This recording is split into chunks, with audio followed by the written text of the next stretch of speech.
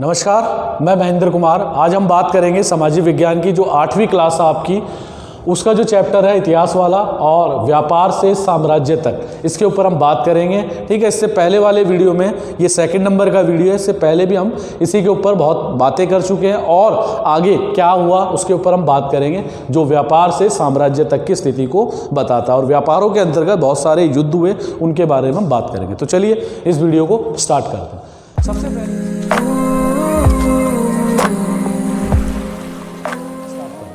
सबसे पहले जैसे मैंने पिछली वीडियो में भी बताया था औरंगजेब का, कि कैसे औरंगजेब ने शासन करके अपनी शासन की समाप्ति यानी अपनी मृत्यु तक उसने राज किया। 1707 में औरंगजेब की मृत्यु होती है और उसकी मृत्यु के बाद जो है उसके जो मुगल वंश के जो भावी सम्राट थे वो अकाल मृत्यु को प्राप्त हुए, षड्यंत्रों का शिकार हुए। उसकी वजह से जो देश की शासन व्यवस्था है वो कमज़ोर हुई, अस्थिर हुई और उसका फ़ायदा जो है व्यापारिक कंपनियों ने अपने राजनीतिक, आर्थिक, सामाजिक स्थिति को मजबूत करने में लगा दिया और उसका फ़ायदा उन्होंने उठाया। और भारत में जो है जो क्षेत्रीय शक्तियाँ थी औरंगजेब के बाद वो बहुत ज़्यादा उदित हुई, सक्रिय हुई और उन्होंने अपना रोल प्ले करना चालू किया और मुगल साम्राज्य कमज़ोर हो गया। तो इन सभी परिस्थितियों को देखते हुए अंग्रेज जो है व्यापारिक स्थिति से ऊपर उठते हुए अब भारत की सामाजिक, आर्थिक और राजनीतिक स्थिति में दाखिल हुए।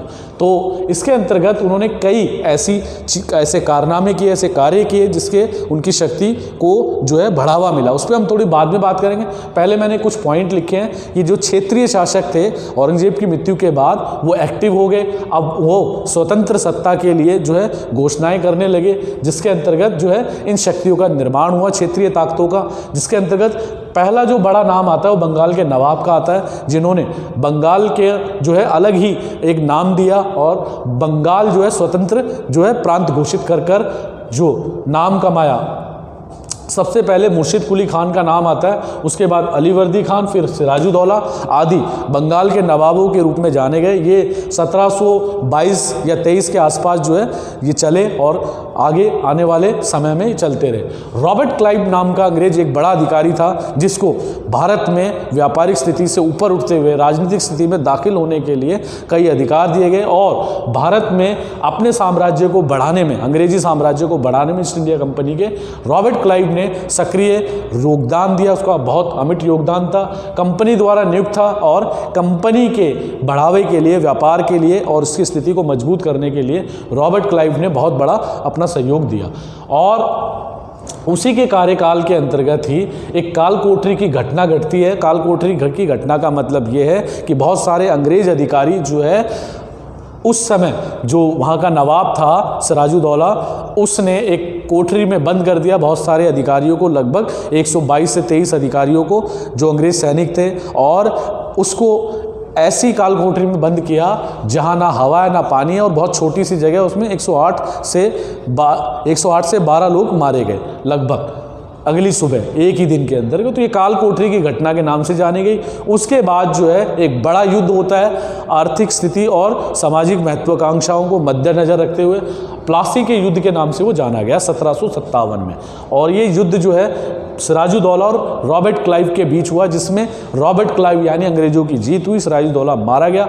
और इसके जो हार का प्रमुख कारण है मीर जाफर, जो उसका सेनापति था, उसका अंग्रेजों के साथ जा मिलना एक प्रमुख कारण माना जाता है कि मीर जाफर की गद्दारी की वजह से जो है सिराजुद्दौला हार गया और प्लासी का युद्ध जो है अंग्रेज लोग जीत गए। उसके बाद जो है कंपनी की ताकत बढ़ी, वर्चस्व बढ़ा, अंग्रेजों का नाम हुआ और जो दूसरी यूरोपियन शक्तियाँ थी वो भी कमज़ोर हुई उसके मुकाबले। और फिर एक और बड़ा युद्ध होता है बक्सर का युद्ध सन 1764 में, जो अपने आप में अपनी स्थिति को मजबूत करने में जो अंग्रेज जो है और उनके वर्चस्व को बढ़ाने में बक्सर के युद्ध ने अमिट योगदान दिया।